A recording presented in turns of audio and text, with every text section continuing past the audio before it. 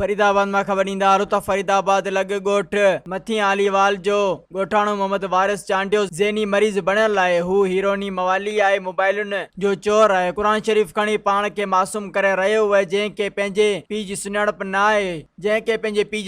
न आहे। हर गोठाणो बेज़ार आहे अहिड़े अमल खिलाफ गोठ मथी आलीवाल जे मौजू शरीफ रहवासिन हाजी हिदायत चांडियो, शाह मुराद चांडियो, अल्ताफ चांडियो, मुसाफिर Chandio national press club Faridabad पहुंची ज़हनी मरीज मोहम्मद वारिस चांडियो जे बयान के रद्द करे छॾियो। इन बयान जी वज़ाहत कंदे चयो त असां शरीफ माण्हू आहियूं, हू ज़हनी मरीज आहे, हू गोठाणनि जे घरनि में वञी चोरी कंदो आहे, मोबाइल फोनुनि जो चोर आहे। हिन जे बयान खे असां रद्द करियूं था। असां SSP दादू खे अपील करियूं था त गोठाणे मोहम्मद वारिस चांडियो ज़हनी मरीज आहे, हिन जे बयान खे फुल फौर रद्द कयो वञे ऐं रिकॉर्ड ते रखियो वञे। बाबाए वारिस पुत्र जुल्फकार उर्फ भुट्टो हाजी रबायत जो पुत्र जुल्फकार भुट्टो उन जो पुत्र वारिस जो सुबह जो प्रेस ते कुरान खणी अचे ऐं बयान ॾेई वियो आहे असांजे खिलाफ़, उन जी तरदीद जे लाइ असां इहो करण आया आहियूं कि हे या त हथ सां मछरायो वियो आहे या ज़हनी मरीज़ आहे। हर हिक जो सुकून बर्बाद करे छॾियो आहे। माण्हुनि जे घरनि में काहे थो पवे, राति जो ज़ाइफ़ुनि जूं सेरांदियूं था तोड़े,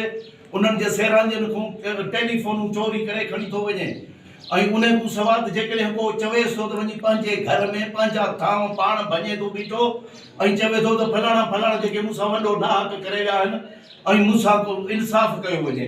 सो उन जे करे असां हे तरदीद करण आया आहियूं हुनजे बयान जी, त हुनखे जे पीउ खे घुराए उन खां पुछो वञे त असुल में हुनजो पुटु आहे छा जेका अहिड़ा ड्रामा कंदो थो वते जो सॼे ॻोठ जो सुकून बर्बाद, जेको घोरहरू थो अचे उन खां टैक्स पियो थो, गुंडा टैक्स वठे, जेको ॻोठ वारो आहे उन जो टपण त गुज़र करण, हता के ज़ाइफ़नि खे बि गुज़र करण, जेके पाणी भरण वञनि थियूं बंदि खां नलकनि खां, उन्हनि जो अॻु जहिड़ियूं बीठो आहे, बंदि लफ़्ज़ पियो थो ॻाल्हाए ज़ाइफ़ुनि सां, मर्दनि सां, हर हिक खे गार गंद पियो थो करे।